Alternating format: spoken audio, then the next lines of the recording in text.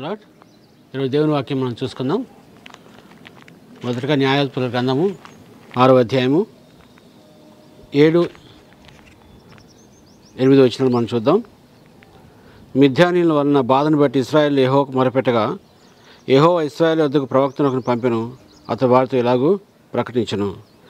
9వ వచనం చూసినట్లయితే, ఐగుప్తుల చేతుల నుండి మిమ్మల్ని బాధపెట్టిన వారందరి చేతుల నుండి మిమ్మల్ని విడిపించి మీ ఎదుట వారిని తొలివేసి వారి దేశం మీకు ఇచ్చితిని. ఈ దేవుడైన యెహోవాను నేనే అని దేవుడి యొక్క వాక్యము తెలియజేస్తుంది. ఇక్కడ ఇశ్రాయేలు అందరూ కూడా మిద్యానుల మీద వీరి మీద దాడి చేసినప్పుడు వీరందరూ కూడా ఏం చేశారంటే వీరందరూ కూడా దేవునికి మొరపెట్టారు. వారు అటు ఇటు చూసినా కాదు, కానీ వీరిని ఓడించాలంటే కేవలం దేవునికి మాత్రమే సాధ్యమవుతుందని వారందరూ దేవునికి మొరపెట్టినట్టుగా మనకు కనబడుతుంది. అయితే దేవునికి మొరపెట్టినప్పుడు దేవుడు ఎప్పుడు కూడా ఊరుకోడు. దేవుడు ఎప్పుడైతే వారికి మొరపెడతారో దేవుడు తప్పకుండా వారికి సహాయం చేస్తారు, వారి కృప దయచేస్తాడు. దేవుడు ఏ విధంగా అయినా సరే వాళ్ళ జీవితంలో కదలని చెప్పి దేవుడు ఎప్పుడు కూడా కార్యం జరిగిస్తారు. అందుకని గిద్యోను అనేటువంటి మంచి సేవకుని దేవుడు లేవనెత్తుగా కనబడుతుంది.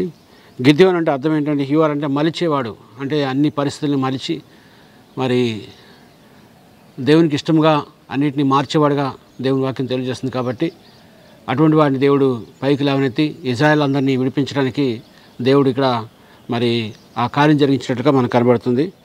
అయితే దేవుని యొక్క సహాయము అంటే మిద్యానీయులు గిద్యోను లేచాడు, కానీ దేవుని యొక్క సహాయం కొరకు ఎదురు చూస్తున్నాడు. ఎందుకంటే మన జీవితంలో దేవుని సహాయము మనకు లేకుండా మన జీవితంలో ఎదురు చేయడానికి అవకాశం లేదు.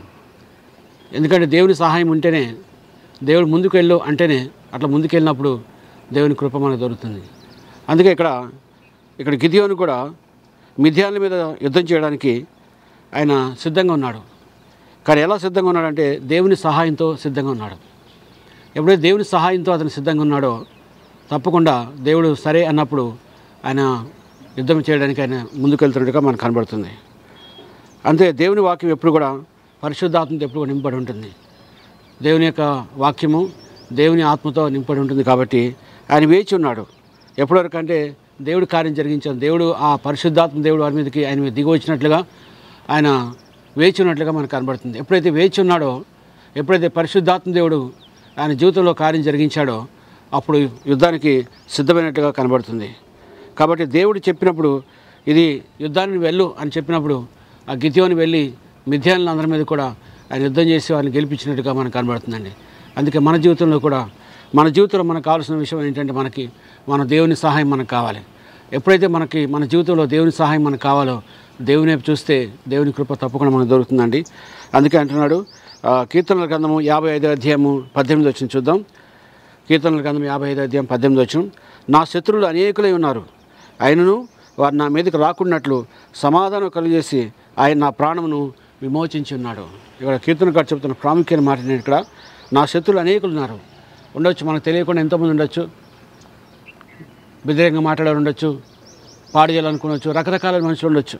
కానీ ఆయనను వారి మీదకి రాకున్నట్లుగా, అంటే వారు నా మీదకి రాకున్నట్లుగా దేవుడు సహాయం చేశారు, కృప చూపించాడు.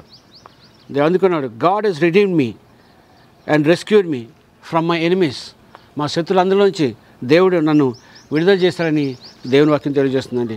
అందుకే ఆయనను వారి నా మీదకి రాకున్నట్లుగా సమాధానం కలుగజేసి ఆయన ప్రాణం విమోచించున్నాడు.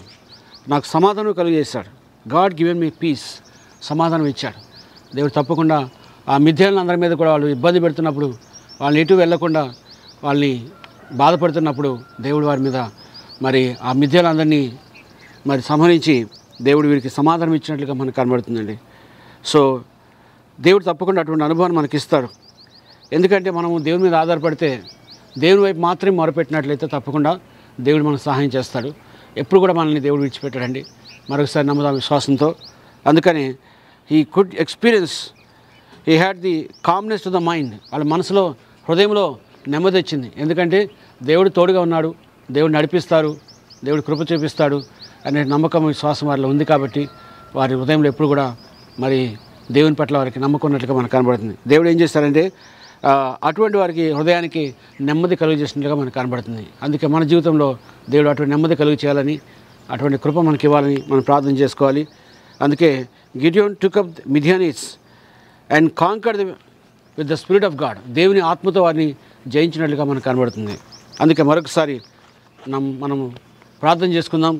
మిథ్యానులు అటువంటి వారు ఎవరైనా సరే దేవునికి వ్యతిరేకంగా ఉన్నట్లయితే మనం మొదటగా మనం చేయాల్సింది ఏంటంటే we have to call up on God. దేవుని వైపు తిరగాలి.